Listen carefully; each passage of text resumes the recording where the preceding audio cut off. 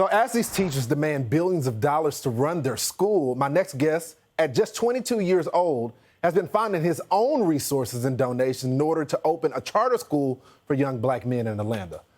King Randall is the founder of the Extra Boys, and he joins me now. You've seen him before. King, your quick reaction to what's happened across the country and why it inspired you to do what you're doing right now, which is taking the power away from government, even though the government tried to shut you down. You had the superintendent down there in Atlanta that tried to get his cronies to shut you down. But now you have the power to go directly to the kids, have the parents to go directly to the kids through your school. Talk about it.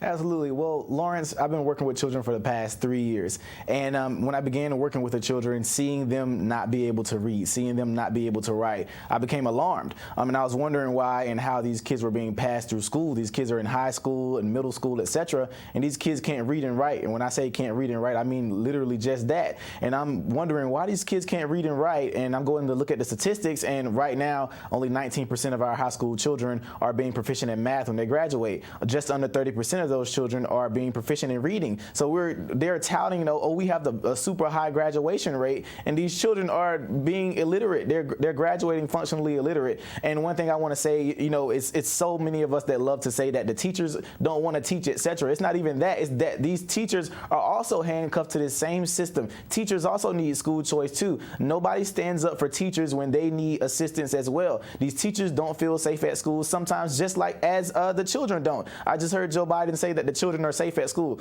Children are not safe at school. These kids are still smoking at school. These kids are having sex at school. These kids are doing crazy things at school. And these teachers are also being violently assaulted at school, etc. But these stories don't hit the news. These stories don't come anywhere because anytime a teacher says something, it gets brushed under the rug. But you let a child say something that a teacher did, then that teacher gets an indictment and it's all over the news, etc. Nobody stands up for teachers. But this is why school choice and schools like ours are so important, because we have to give teachers an option. We have to give students an option. We have to give parents an option, because parents are having trouble, especially single moms who are working, and they need schooling for their children. They're expecting the school to be teaching their children to read, to be teaching their children to write, and these kids are 14, 15 years old, and their parents to discover that they can't read. We have such a toxic relationship with these systems in our community. We'll allow our pastors and certain politicians in our community to come up with all these strategic ways for us to continue to beg government for everything else. And I'm just like, no, let's use that same ingenuity to teach our people how to do something for ourselves. Sometimes we have to put a period where we always add in a comma. King, how does it happen that when the kids come to you, they can't read and write? Somebody passed them through. How does that happen? It's the system.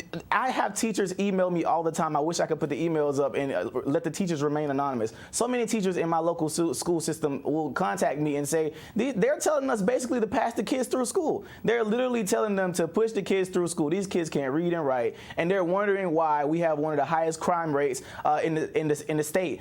Just now, we just indicted the Perps gang in Albany, Georgia. This is it was a list of 30 young men from ages 12 to 26, and these kids are in school, etc., and they all got indicted for being in this gang. And I think they may have been responsible for killing a 9-year-old in our city. But these kids can't read and write. If they were at actual schools that were teaching them what they need to know, such as our school teaching skilled trades and how to be a man and how to tie a tie and how to talk to people, etc., they wouldn't be in these areas. They wouldn't be living their lives about to go to jail and throwing their lives away at just 12 years old, 13 years old. So you expecting the kid that can't read and write in a city with no recreation, etc., to go and be some type of a great person? That's absolutely nonsense. And these teachers who are trying their hardest to teach differently, but they're being handcuffed by the system as well. We have to get out of that toxic relationship with our systems and create systems of our own.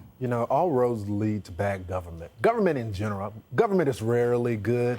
We got to stop the system. We got to take the power back, and that's exactly what you're doing, King. Thanks so much for joining me tonight. Hey, Sean Hannity here. Hey, click here to subscribe to Fox News YouTube page and catch our hottest interviews and most compelling analysis. You will not get it anywhere else.